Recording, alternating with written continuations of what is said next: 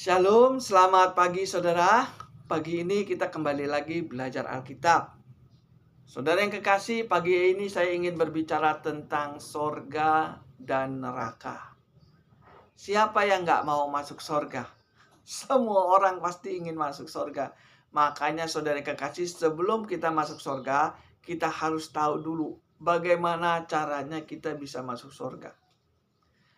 Saudara yang kekasih, pagi hari ini saya ingin berbicara tentang kafir, murtad, dan durhaka, atau kasar ngomongnya anak durhaka. Ya, sebelum kita mati kita harus tahu nih, apa itu kafir, apa itu murtad, dan apa itu durhaka atau anak durhaka.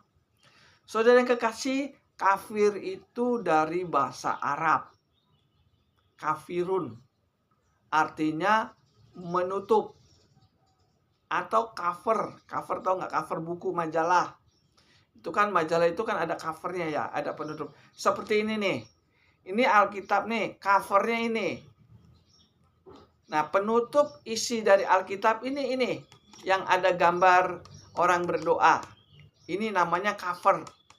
Nah, kafir itu, kafirun artinya penutup atau menutup kebenaran Tuhan. Jadi kafir itu adalah orang yang menolak kebenaran Tuhan, itu artinya. Jadi dari kata kafir, kafirun artinya orang yang menutup atau menolak kebenaran Tuhan. Itu namanya kafir. Jadi orang kafir itu adalah menolak Tuhan artinya. Makanya ada orang ngomong kafir lu, kafir lu. Kafir itu artinya menolak Tuhan. Kalau kita baca di dalam 1 Tesalonika 4 ayat yang ke-7 ya dan ke-8. Ini termasuk orang kafir. Apakah orang Kristen ada yang kafir? Ada. Apakah ada hamba Tuhan atau pendeta yang kafir? Ada. Makanya sebelum kita mati kita harus tahu dulu nih. Ya. Di dalam 1 Tesalonika 4 ayat yang ke-7 saya bacakan, Allah memanggil kita bukan untuk melakukan apa yang cemar, melainkan apa yang kudus. Karena itu, siapa yang menolak ini bukan menolak manusia, melainkan menolak Allah. Jadi orang yang menolak hidup kudus, itu dia bukan menolak manusia, menolak Tuhan. Nah, ini yang dinamakan orang kafir. Jadi orang kafir itu adalah menolak perintah Tuhan. Tuhan suruh kita hidup kudus, tetapi kita tidak mau hidup kudus. Itu yang dinamakan kafir. Nah, manusia yang pertama kafir atau manusia yang pertama kali melawan perintah Tuhan itu Adam dan Hawa. Adam dan Hawa itu menolak perintah Tuhan. Tuhan suruh jangan makan buah pengetahuan baik dan jahat, tetapi Adam dan Hawa melanggar perintah Tuhan. Orang yang melanggar perintah Tuhan itu yang dinamakan orang kafir. Jadi orang Kristen ada yang kafir juga. Pendeta ada yang kafir juga. Kalau kita menolak hidup kudus, itu disebut kafir. Ya. Dengarnya nggak enak saudara yang kekasih, tapi ini kebenaran. Dan orang kafir ini kalau mati, ya nggak masuk surga. Apa benar orang kafir itu kalau meninggal ditolak Tuhan masuk surga? Ada saudara yang kekasih orang Kristen yang kafir, yang menolak perintah Tuhan, setelah dia mati ditolak Tuhan masuk surga. Ini adalah contoh orang yang kafir yang setelah sudah mati. Kita baca di dalam Matius 7. Matius 7 ayat yang ke-22 saya bacakan ya. Matius 7 ayat 22. Pada hari terakhir banyak orang akan berseru kepadaku, Tuhan, Tuhan, bukankah kami bernubuat demi namamu dan mengusir setan demi namamu dan banyak mengadakan mujizat juga demi namamu juga? Pada waktu itulah aku akan berterus terang kepada mereka, nyala dari hadapanku kalian pembuat kejahatan. Ini adalah salah satu contoh orang yang kafir yang sudah mati. pada waktu dia ingin masuk surga, Tuhan tolak. Makanya saudara yang kekasih, sebelum mati saudara harus tahu, kafir itu adalah orang yang menolak hidup kudus. Jadi apa yang ada di dalam Alkitab ini saya beritakan supaya jangan sampai kita mati ditolak Tuhan. Jangan sampai kita mati dalam keadaan kafir. Ini ada tugas saya sebagai hamba Tuhan untuk menjelaskannya. Makanya sebelum mati, cek saya ini kafir enggak? Saya ini hidup kudus enggak? Kalau saya hidup kudus, saya mati, saya diterima Tuhan masuk surga. Itu maksudnya. Jadi orang kafir itu adalah yang menutup kebenaran Tuhan atau menolak kebenaran Tuhan. Yang kedua, apa itu murtad? Murtad itu artinya orang yang melawan perintah Tuhan, hampir sama kafir. Tapi kalau murtad itu sudah mengenal kebenaran, tetapi dia melawan kebenaran itu. Kalau kita baca di dalam 2 Tesalonika 2, di situ ada kata murtad dan apa itu? Durhaka. Ya, murtad dan durhaka itu sama aja kakak adik. Hampir sama. Kita baca dalam 1 Tesalonika 2 Tesalonika 2 ayat yang ketiga. Ini murtad dan durhaka, ya. 2 Tesalonika 2 ayat yang ketiga. Janganlah kamu memberi dirimu disesatkan orang dengan cara bagaimanapun juga, sebab sebelum hari itu haruslah datang dahulu murtad, dan haruslah dinyatakan dahulu manusia durhaka yang harus binasa. Jadi orang murtad dan orang yang di sini dikatakan durhaka itu akan binasa. Umatku binasa karena tidak mengenal Allah. Jadi ini orang murtad. Orang murtad juga binasa, saudara yang kekasih. Orang yang di sini dikatakan durhaka, itu juga kalau mati binasa. Binasa itu artinya masuk neraka gitu, saudara yang kekasih. Saudara yang kekasih, saya ulangin lagi bacanya ya, 2 Tesalonika 2 ayat yang ketiga. Janganlah kamu memberi dirimu disesatkan orang dengan cara bagaimanapun juga, sebab sebelum hari itu haruslah datang dahulu murtad dan harus dinyatakan dahulu manusia durhaka yang harus binasa. Jadi sebelum kedatangan Yesus, itu harus datang dulu orang yang murtad dan orang yang durhaka. Sekarang sudah ada orang murtad belum di dalam Kristen? Ada. Murtad itu artinya melawan perintah Tuhan. Tuhan suruh ngatakan A, dia nolak B katanya. Kasar ngomongnya, orang murtad itu orang yang nggak mau taat dengan perintah Tuhan. Hampir sama dengan orang yang durhaka. Apa sih orang murtad itu? Kalau saudara baca di dalam Matius 7 ayat 21. Ya. Ini sangat jelas. Dan ayat ini sangat ditakuti oleh orang Kristen. Ya kan? Ayat ini sangat ditakuti oleh pendeta-pendeta juga. Ya. Matius 7 ayat 21. Bukan orang yang berseru Tuhan, Tuhan yang akan masuk ke dalam kerajaan Allah, tetapi yang melakukan kehendak Bapa yang di sorga. Jadi bukan orang yang berdoa yang masuk sorga, tetapi orang yang melakukan perintah Bapa yang di sorga. Nah, orang murtad itu tidak mau melakukan perintah Bapa yang di sorga. Yang namanya murtad. Nggak masuk sorga karena dia tidak mau melakukan perintah Bapa yang di sorga. Makanya di dalam 2 Tesalonika 2 ayat yang ke-3 dan 4 di situ dikatakan apa? Orang yang murtad itu akan binasa. Kenapa dia binasa? Karena dia tidak mau melakukan perintah Bapa yang di sorga. Itu maksudnya. Kalau kita baca lagi di dalam Matius 7 ayat 26, saya bacakan ya. Tetapi setiap orang yang mendengar perkataanku ini dan tidak melakukannya, ia sama dengan orang yang bodoh. Orang yang sudah mendengar suara Tuhan, tetapi dia tidak mau mengikuti perintah Tuhan, ia disebut orang bodoh. Jadi orang murtad itu bodoh. Tuhan ngajarin kita masuk surga, tapi tidak mau. Itu yang dinamakan murtad. Dia melawan perintah Tuhan. Apa yang Tuhan katakan, dia tidak mau melakukannya. Itu murtad. Ngeri ya kalau orang murtad itu ya. Dan orang murtad itu ingin seperti Tuhan. Ingin seperti Tuhan, saudara yang kekasih. Namanya murtad itu kan melawan perintah Tuhan. Kita baca lagi di dalam 2 Tesalonika 2 ayat yang keempat. Apakah benar orang yang murtad itu ingin seperti Tuhan? 2 Tesalonika 2 ayat yang keempat, saya bacakan ya. Yaitu lawan yang meninggikan diri di atas segalanya, yang disebut atau yang disembah sebagai Allah. Bahkan ia duduk di bait Allah dan mau menyatakan diri sebagai Allah. Ini orang murtad, saudara yang kekasih.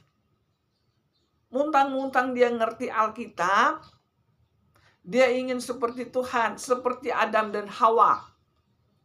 Kenapa Adam dan Hawa mau makan buah pengetahuan baik dan jahat? Karena dia ingin seperti Tuhan. Iblis mengatakan kepada Adam dan Hawa, kalau kamu makan ini, kamu akan seperti Tuhan.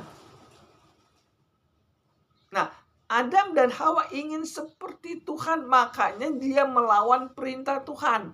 Itu yang disebut murtad. Murtad sama kafir itu sama. Ingin seperti Tuhan. Mungkin dia lihat Tuhan enak ya, punya kekuasaan ya, punya sorga. Sehingga apa yang terjadi? Dia ingin seperti Tuhan. Ini 2 Tesalonika 2 ayat yang keempat. Bahkan ia duduk di bait Allah ingin seperti Tuhan. Nggak mau diatur. Dia ingin seperti Tuhan. Tuhan kan nggak bisa diatur, saudara yang kekasih. Siapa yang bisa ngatur Tuhan? Nah, begitu juga orang murtad. Orang murtad nggak mau diatur Tuhan. Makanya dia ingin seperti Tuhan. Ini berbicara tentang hamba-hamba Tuhan. Berbicara tentang pendeta-pendeta yang sudah berdiri di atas tempat kudus, itu mimbar gereja. Tidak mau diatur Tuhan. Hamba Tuhan yang nggak mau diatur Tuhan, itu disebut ingin seperti Tuhan. Dikatakan murtad.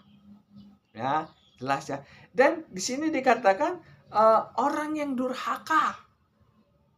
Apa sih itu durhaka? Kalau saudara sering mendengar ya, saya sering mendengar anak durhaka lo. Anak durhaka itu adalah anak yang nggak tahu diri.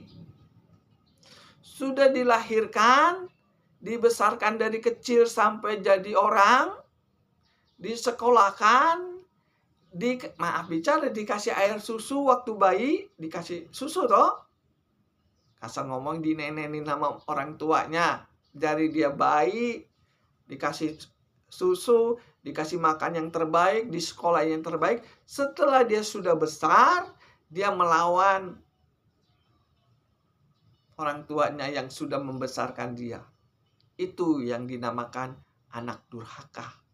Nah, di dalam Alkitab ini di sini dikatakan ada orang durhaka juga. Hampir sama orang murtad, nggak tahu diri. Sudah dikasih enak, nggak tahu diri. Dikasih daging, minta jantung. Nggak ada ucapan terima kasih. Ini yang dinamakan anak durhaka. Bagaimana nasib anak durhaka itu menurut Alkitab? Kalau saudara baca di dalam Matius 15 ayat yang keempat, ini adalah anak yang durhaka. Nasibnya tragis. Ya, anak durhaka itu Matius 15 ayat yang keempat, saya bacakan ya, bentar. Sebab Allah berfirman, hormatilah ayah ibumu dan Saya ulangin lagi bacanya ya. Matius 15 ayat yang 4, sebab Allah berfirman, hormatilah ayahmu dan ibumu. Dan lagi, siapa yang mengutuk ayahnya atau ibunya pasti dihukum mati. Jadi anak yang tidak menghormati orang tuanya, atau di sini dikatakan mengutuki orang tuanya, dia disebut anak durhaka. Apakah kita bisa berdurhaka sama Tuhan? Bisa. Mengutuki itu dari perkataan. Kita bisa jadi anak durhaka dari perkataan kita. Contohnya, kita mengatakan, aku mengasihi Tuhan, tetapi tidak mau mengikuti perintah Tuhan. Itu namanya anak durhaka. Manis di mulut. Ya, jadi orang yang tidak menghormati orang tuanya dan mengutuki orang tuanya, dia disebut orang durhaka. Dan orang durhaka ini akan dihukum mati. Jadi nggak macam-macam, saudara. Nggak boleh macam-macam dengan firman Tuhan, saudara yang kekasih. Ini firman Tuhan, ini perkataan Tuhan. Makanya Tuhan mengatakan, sebelum mati, janganlah engkau seperti anak durhaka yang melawan perintah Tuhan. Apakah orang Kristen bisa melawan perintah Tuhan? Oh, bisa. Apakah hamba Tuhan bisa melawan perintah Tuhan? Bisa. Contohnya, hamba Tuhan yang melawan perintah Tuhan, Yudas Iskariot. Yudas Iskariot bergaul dengan iblis. Lalu dia mengkhianati Tuhan. Kalau saudara baca dalam Yohanes 13 ayat yang kedua, saya bacakan ya. Yohanes 13 ayat yang kedua, mereka sedang makan bersama dan iblis telah membisikkan rencana dalam hati Yudas Iskariot untuk mengkhianati dia. Ini Yudas Iskariot. Dia bergaul dengan iblis untuk mengkhianati Tuhan. Kalau kita baca lagi ayat yang ke-27, saya bacakannya. Dan sesudah Yudas menerima roti itu, ia kerasukan iblis. Jadi Yudas Iskariot bergaul dengan iblis untuk mengkhianati Tuhan. Ini hamba Tuhan loh. Bisa bergaul dengan iblis untuk mengkhianati Tuhan. Sama seperti Adam dan Hawa. Dia bergaul dengan iblis. Sehingga apa yang terjadi? Dia melawan perintah Tuhan. Nah, orang yang berkhianat kepada Tuhan itu adalah orang yang melawan perintah Tuhan. Yudas Iskariot salah satu orang yang anak yang durhaka. Sudah dikasih enak tinggal di Firdaus, tetapi ingin seperti Tuhan. Makanya saudara yang kekasih, sebelum kita meninggal, kita harus tahu, kita ini anak durhaka bukan. Durhakanya sama Tuhan lagi, saudara yang kekasih. Bahaya saudara yang kekasih. Kalau kita melawan perintah Tuhan, itu termasuk orang yang sudah durhaka. Ya, orang yang durhaka itu orang yang sudah tidak mau mengikuti ajaran Tuhan. Kalau saudara baca di dalam 2 Petrus 2 ayat 15, di situ dikatakan apa? Karena mereka meninggalkan kebenaran, tersesatlah dia. Kita baca saja ya. 2 Petrus 2 ayat yang ke-15. Saya bacakan. Oleh karena mereka telah meninggalkan jalan yang benar, maka tersesatlah dia. Jadi kalau kita meninggalkan ajaran Tuhan, maka kita tersesat.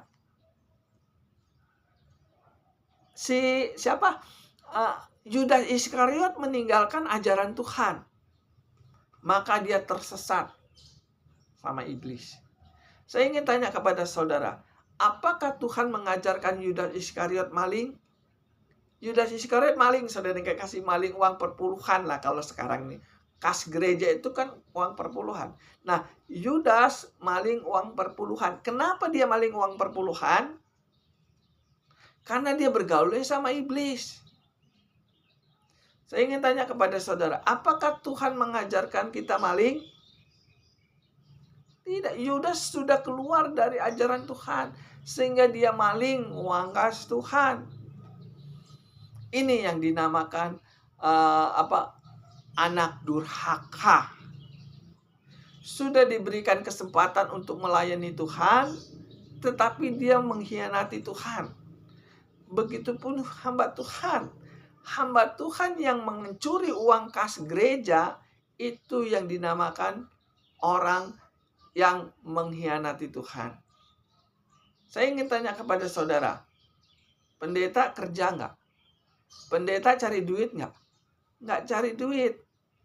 Nah, pendeta yang kaya uangnya dari mana? Coba cek. Kalau uangnya benar dari usaha, nggak masalah. Atau uangnya dari pemberian jemaat, nggak masalah. Tapi kalau uangnya dari mencuri uang kas gereja, uang perpuluhan, itu sama seperti Yudas. Ya kan? Banyak kan pendeta-pendeta yang kaya, padahal dia nggak kerja. Dia nggak cari duit. Uangnya dari mana? Boleh nggak kita curiga? Boleh. Tuhan curiga sama Yudas. Yudas ini kaya dari mana? Diselidiki sama Tuhan, ternyata dia maling uang kas gereja. Nah, ini yang dinamakan anak durhaka. Anak Tuhan yang durhaka sama Tuhan adalah maling uang kas gereja. Apa sih ciri-ciri orang yang durhaka sama Tuhan? Yang melawan perintah Tuhan. Yang namanya melawan perintah Tuhan itu adalah orang yang durhaka. Durhaka itu artinya melawan perintah. Perintah orang yang menolong dia. Bapa kita di sorga, ya kan? Ya kan, semua orang Kristen menyebut Tuhan kan Bapa yang di sorga. Tetapi kalau kita melawan perintah Bapa yang di sorga, itu yang dinamakan anak durhaka. Kasar ngomongnya, anak Tuhan yang durhaka adalah orang Kristen yang nggak mau mengikuti perintah Tuhan. Apakah ada anak yang durhaka kepada Tuhan? Ada. Contohnya kalau orang Kristen cerai. Dia bercerai itu termasuk melawan perintah Tuhan. Matius 19 ayat 6 Tuhan katakan, apa yang kusatukan tidak boleh diceraikan manusia. Bapa kita yang di surga mengatakan tidak boleh cerai toh. Tetapi kalau kita melawan Bapa kita yang di sorga, maka itu yang disebut anak durhaka. Sudah dikasih berkat berkelimpahan, ya kan? Berkat itu asalnya kan dari Tuhan. Diberikan kepada kita sehingga kita kaya. Saya ingin tanya kepada saudara. Saudara nafas bayar nggak? Udara ini yang kita hirup, itu saudara bayar nggak? Sedari saudara masih dari lahir, dari bayi sampai tua, saudara hirup udara, saudara nggak bayar. Kalau bayar, gimana? Nggak sanggup kita bayar. Nah, itu pemberian Tuhan. Kita diberi nafas aja itu sudah kebaikan dari Tuhan. Tetapi kalau kita melawan perintah Tuhan, itu namanya nggak tahu diri. Anak durhaka itu adalah anak yang tidak ada ucapan syukur kepada Tuhan. Tuhan sudah katakan tidak boleh cerai, dia cerai. Padahal sudah dikasih berkat yang luar biasa. Udara itu kan berkat dari Tuhan. Gratis. Tetapi nggak tahu diri. Tuhan bilang, nah kalau sudah menikah nggak boleh cerai ya. Masih dilawan sama dia. Padahal dia tahu nggak boleh cerai. Saya ingin tanya kepada saudara, yang namanya orang Kristen kan tahu kalau sudah menikah nggak boleh cerai. Apalagi pendeta, pasti tahu, dia baca Alkitab. Kita baca di dalam Maliaki 2, bentar ya. Maliaki 2 ayatnya ayat 16 saya bacakan ya. Sebentar. Sebab aku membenci perceraian, firman Tuhan. Sebab aku membenci perceraian. Jadi kalau kita melanggar perintah Tuhan, itu Tuhan benci. Sebab aku benci dengan perceraian. Makanya sebelum saudara meninggal, saudara ingat ini firman Tuhan nih. Kalau saudara sudah menikah, jangan sekali-sekali bercerai. Karena apa? Karena Tuhan benci dengan perceraian. Ya, makanya sebelum saudara mati, saudara cek ini, saya ini gimana nih rumah tangga saya nih? Ada masalah nggak? Jangan sampai kita bercerai. Kalau kita bercerai, Tuhan benci. Itu yang dinamakan anak durhaka. Satu lagi, orang Kristen yang berzina. Saya nggak berzina. Saya nggak pernah main perempuan nakal. Saya nggak pernah selingkuh. Nanti dulu. Kita cek orang berzina itu di mata Tuhan apa? Berzina di mata Tuhan dan berzina di dalam diri kita itu beda. Pemikiran kita sama pemikiran Tuhan tuh beda. Merasa kalau berzina itu main perempuan luar atau selingkuh. Itu pemikiran kita. Kalau pemikiran Tuhan itu berzina itu apa? Kita baca di dalam Lukas 16 ayat 18, saya bacakan ya. Setiap orang yang menceraikan istrinya, lalu kawin dengan perempuan lain, ia berbuat zina. Dan barang siapa yang kawin dengan perempuan yang diceraikan manusia, suaminya, ia berbuat zina. Ini menurut Alkitab. Berzina menurut Alkitab itu kalau kita menikah dengan janda cerai hidup atau duda cerai hidup. Itu sudah namanya berzina. Orang bercerai aja Tuhan marah, Tuhan benci. Ya kan, ya dalam Maliaki 2 ayat yang ke-16 Tuhan mengatakan apa? Tuhan sangat benci dengan perceraian. Sudah cerai, berzina lagi. Ini firman Tuhan, saudara yang kekasih. Nggak main-main ini firman Tuhan yang katakan. Kalau saya yang katakan sepertinya masuk kiri keluar kanan. Tapi kalau firman Tuhan yang mengatakan, itu warning untuk kita. Saya ingin tanya kepada saudara. Kalau di dunia saudara dibenci Tuhan, saudara mati, urusannya gimana? Barang siapa yang menolak ajaran Tuhan, dia pun akan ditolak Tuhan tinggal di sorga. Makanya sebelum mati saudara harus tahu masalah ini. Ya. Satu lagi, orang yang anak durhaka, tukang bohong. Saya nggak bohong. Saya nggak pernah bohong. Coba cek, bohong menurut Tuhan itu apa? Kita baca dalam 1 Yohanes 2. 1 Yohanes 2 ayat yang ke-4 saya bacakan. Barang siapa berkata aku mengenal dia tetapi ia tidak menuruti perintahnya, ia disebut pendusta dan di dalam dia tidak ada kebenaran. Barang siapa yang sudah baca Alkitab tetapi tidak mengikuti perintah Alkitab, ia disebut pendusta. Jelas ya, pendusta itu orang yang nggak mau mengikuti perintah Tuhan. Tuhan katakan jangan bercerai, dia bercerai. Itu termasuk sudah bohong. Saya ingin tanya kepada saudara yang sudah menikah. Pada waktu saudara menikah itu, saudara buat perjanjiannya sama siapa? Sama Tuhan. Saya menikah buat perjanjiannya sama Tuhan. Nggak sembarangan. Saya berjanji saya tidak akan bercerai dengan istri saya sampai mati.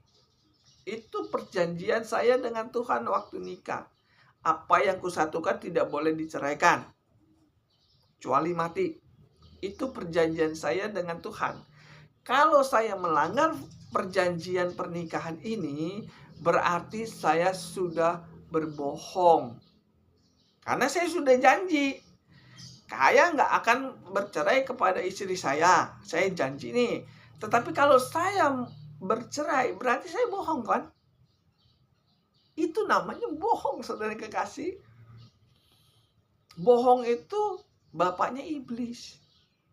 Saya ingin tanya kepada saudara, apakah Tuhan pernah mengajarkan kita berbohong? Hah? Tuhan tidak pernah mengajarkan kita berbohong. Yang mengajarkan kita berbohong itu iblis.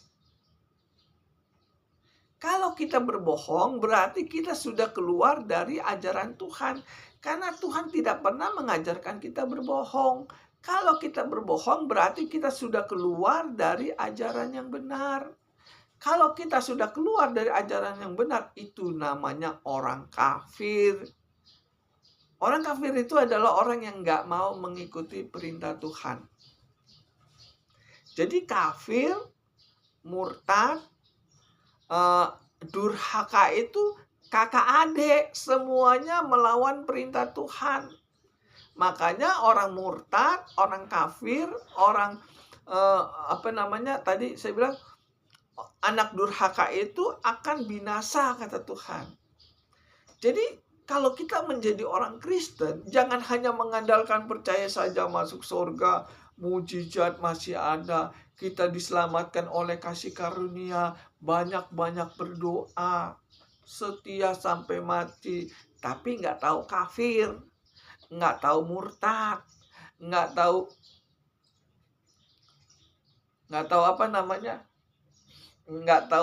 namanya anak durhaka. Orang kafir masih berdoa, saudara kekasih. Orang murtad masih memuji nama Tuhan, masih memuliakan Tuhan, bahkan masih berkhotbah di atas mimbar. Tetapi dia tidak mau mengikuti perintah Bapa yang di sorga. Itu namanya anak durhaka. Bisa khotbah, tapi nggak bisa mempraktekannya. Itu yang dinamakan anak durhaka kepada Bapaknya di sorga. Jadi saudara kami, yang menentukan kita masuk surga dan neraka itu waktu kita masih di dunia. Apakah kita orang kafir? Apakah kita anak durhaka? Apakah kita murtad? Saudara jangan asal ke gereja tapi gak ngerti Alkitab. Saudara binasa, umatku binasa karena tidak mengenal Alkitab. Jadi saudara yang kekasih, untuk masuk surga tidak segampang kita membalik tangan. Kalau percaya saja masuk surga, mujizat masih ada. Seperti kita merem aja bisa masuk surga. Ya enggak gitu juga. Makanya Tuhan mengatakan di dalam Matius 6:3, carilah dahulu kerajaan Allah dan kebenarannya. Jadi masuk surga itu enggak seenak jidat kita. Kita harus mencari kebenaran Tuhan. Bagaimana caranya kita bisa mencari kebenaran Tuhan? Belajar. Ya, namanya kita mencari kan kita usaha. Ya kan? Jangan seperti orang kafir. Diajarin gak mau. Itu orang kafir. Kafir itu artinya tidak mau menerima kebenaran Tuhan. Saya mengajarinnya tentang kebenaran nih. Tetapi kalau saudara menolak, itu termasuk orang kafir. Menolak kebenaran dari Tuhan. Apa itu kebenaran Tuhan? Ada di Alkitab. Kalau saudara baca di dalam Roma 2 ayat 13, saya bacakan ya. Roma 2 ayat 13.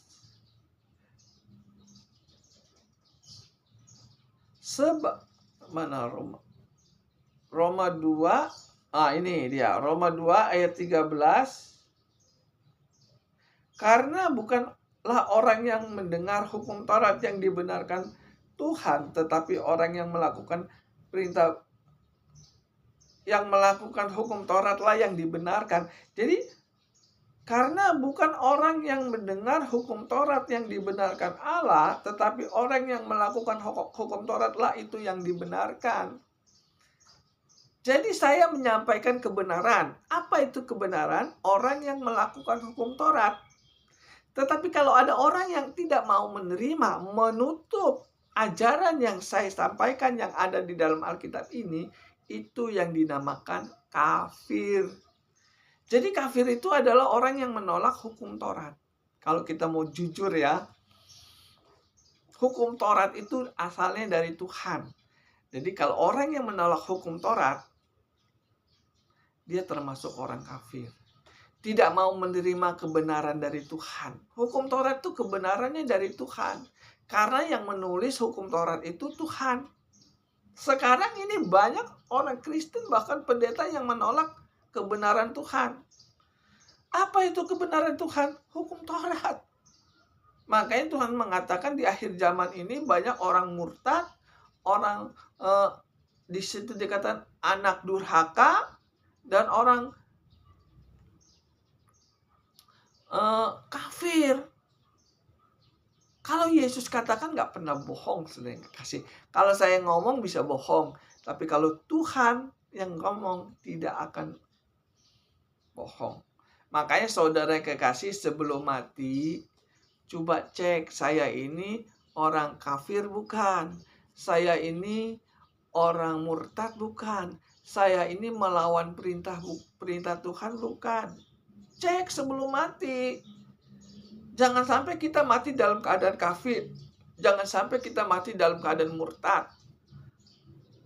Jangan sampai kita mati dalam keadaan anak durhaka. Cek dulu sebelum mati. Kalau kita ada kesalahan sama Tuhan, kita perbaiki. Bagaimana cara memperbaikinya? Belajar sama pendeta yang ngerti Alkitab. Saya mengajarkan tentang hukum Taurat. Kenapa saya mengajarkan hukum Taurat? Karena menurut Alkitab, hukum Taurat itu adalah benar di mata Tuhan.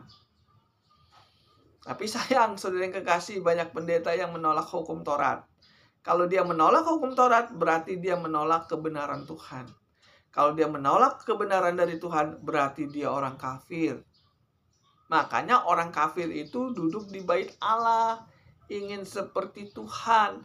Pendeta-pendeta yang menolak hukum Taurat, berarti dia orang kafir yang berdiri di atas mimbar gereja, menyampaikan kepada jemaatnya, jangan menjalankan hukum Taurat. Saudara, saya ingin katakan kepada saudara, pendeta-pendeta yang gak mau menjalankan hukum Taurat, pasti dia ngajarkan jemaatnya jangan menjalankan hukum Taurat juga. Padahal hukum Taurat itu benar di mata Tuhan. Ya kan, di dalam Roma 2 ayat 13. Bukan orang yang mendengar hukum Taurat yang dibenarkan Tuhan. Itu ada kata Tuhan. Tetapi orang yang melakukan hukum Taurat itulah yang dibenarkan. Jadi kalau saudara tidak mau menjalankan hukum Taurat, saudara tidak benar di mata Tuhan. Kalau saudara menolak hukum Taurat, berarti saudara meninggalkan ajaran Tuhan. Kalau saudara meninggalkan ajaran Tuhan, itu yang dinamakan anak durhaka. Sudah diajarin yang benar, dia nolak. Tuhan ngajarinnya nggak pernah salah. Coba kita baca di dalam Wahyu 3 ayatnya ke-19. Saya bacakan ya, Wahyu 3. Tunggu. Ayat 19. Barang siapa yang kukasihi, ia akan kutegur dan kuhajar. Sebab itu relakanlah hatimu dan bertobatlah. Barang siapa yang kukasihi, ia kutegur dan kuhajar. Jadi Tuhan itu sayang sama kita, saudara yang kekasih. Nah, barang siapa yang kukasihi, kutegur dan kuhajar, sebab itu bertobatlah. Ada kata bertobat. Bertobat itu datangnya dari kita. Ajarannya datang dari Tuhan. Hajarannya dari Tuhan. Nah, bagaimana caranya Tuhan menghajar kita? Dengan cara dia menegakkan hukum Taurat. Yang tadinya maling nggak boleh maling. Yang tadi yang bercerai nggak boleh cerai, harus kembali lagi kepada istrinya atau suaminya. Yang tadinya tukang bohong nggak boleh bohong lagi. Yang tadinya berzina nggak boleh berzina lagi. Itu hajaran dari Tuhan. Nggak enak saudara yang kekasih. Namanya tadinya kita salah. Kita ditegur dan dihajar sama Tuhan. Nggak enak. Saudara berbuat dosa nih. Maling. Saya tegur, jangan maling. Enak nggak? Nggak enak. Namanya teguran dari Tuhan itu nggak enak. Tapi kalau kita mengeraskan hati, menolak teguran dari Tuhan, maka kita disebut orang kafir. Tidak mau menerima kebenaran. Makanya sebelum mati, coba kita cek pribadi lepas pribadi. Saya cek diri saya sendiri. Saya ini orang kafir bukan ya? Saya ini menuruti perintah Tuhan nggak ya? Nah, ini menyangkut tentang sorga dan neraka. Makanya saya cek untuk diri saya sendiri. Saya sudah belajar Alkitab, saya cek. Saya ini kalau nikah nggak boleh cerai. Itu saya pegang sampai saya mati. Saya nggak boleh bohong. Khotbahnya sesuai dengan Alkitab, walaupun dengarnya nggak enak. Ya, sangat penting ini ya. Sebelum mati kita harus cek dulu. Saya ini orang kafir bukan? Saya ini orang murtad bukan? Saya ini orang durhaka sama Tuhan tidak? Kalau kita masuk golongan 3 orang ini, kita masih hidup. Kita masih ada kesempatan untuk memperbaikinya. Ya. Kalau saya sudah mati, ternyata saya orang kafir. Ternyata saya murtad. Ternyata saya orang durhaka. Sudah mati tapi nggak bisa diperbaiki. Makanya saudara kekasih, cek sebelum mati. Ya. Kapan-kapan saya ingin berbicara tentang uang perpuluhan. Karena ini sangat penting ya. Tapi karena waktu tidak mengizinkan, kita selesaikan sekarang juga karena waktunya sudah banyak. Kapan-kapan saya ingin berbicara tentang uang perpuluhan. Kalau saudara kurang ngerti masalah ini, saudara bisa hubungi saya. Kita berdoa. Tuhan Bapa kami yang di surga, terima kasih atas firman-Mu pada pagi hari ini. Engkau mengajarkan kami apa itu kafir, apa itu murtad, dan apa itu anak durhaka. Ajari kami supaya kami menjadi anak yang dengar-dengaran. Berkati orang yang mendengar YouTube saya dan berkati juga saya yang memberitakan kebenaran firman Tuhan. Dalam nama Yesus, haleluya. Amin.